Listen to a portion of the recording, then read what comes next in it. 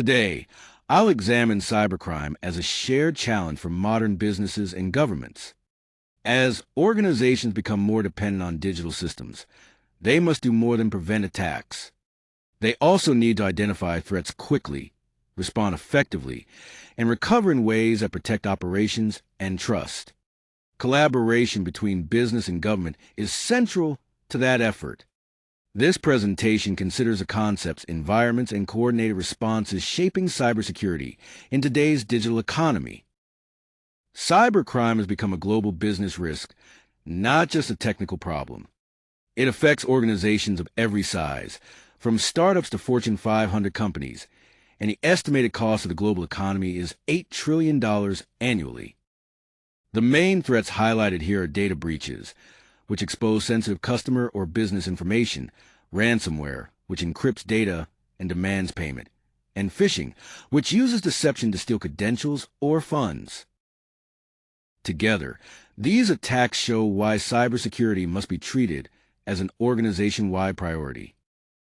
Businesses are on the front lines because they hold valuable information, including financial data, intellectual property, and personal customer records.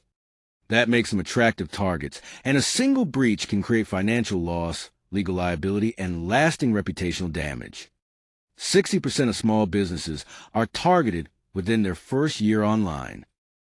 The challenge is often compounded by delayed detection.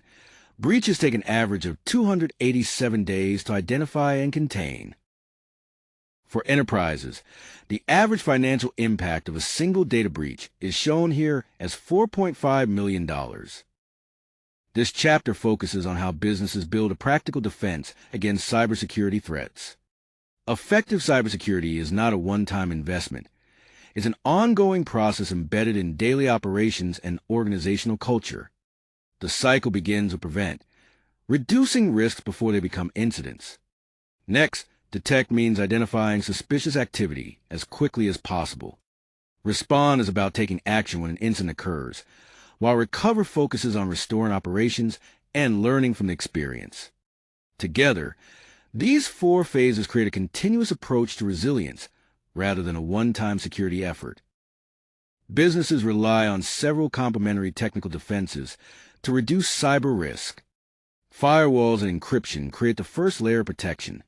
Firewalls filter malicious traffic, while encryption keeps intercepted or stolen data unreadable. Intrusion detection and CM tools continuously monitor for unusual behavior, helping teams respond before attackers expand access or remove data. Multi-factor authentication adds extra identity checks, even if a password is compromised.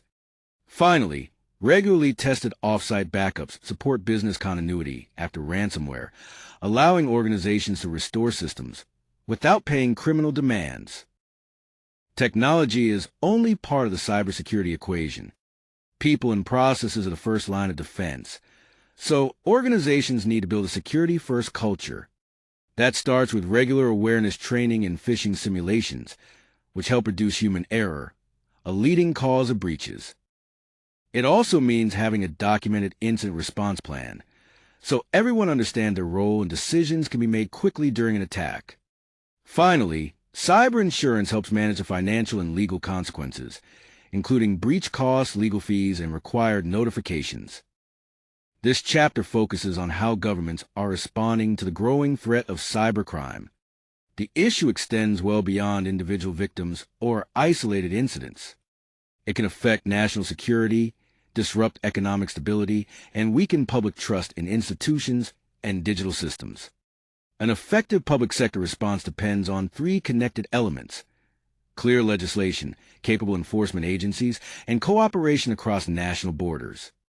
Together, these tools help governments define cybercrime, pursue those responsible, and coordinate more effectively when attacks cross jurisdictions. This slide highlights four important U.S. frameworks that shape cybersecurity responsibilities across different sectors. The CFAA, or Computer Fraud and Abuse Act, addresses unauthorized computer access and cyber intrusions at the federal level. HIPAA focuses on protecting patient information within healthcare organizations, while GLBA requires financial institutions to safeguard customers' personal financial data. Finally, The NIST cybersecurity framework is voluntary, but widely used as practical guidance. It organizes security efforts around 5 functions: identify, protect, detect, respond, and recover.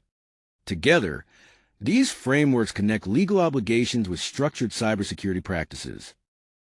Cybercrime enforcement depends on a multi-agency ecosystem rather than a single organization working alone.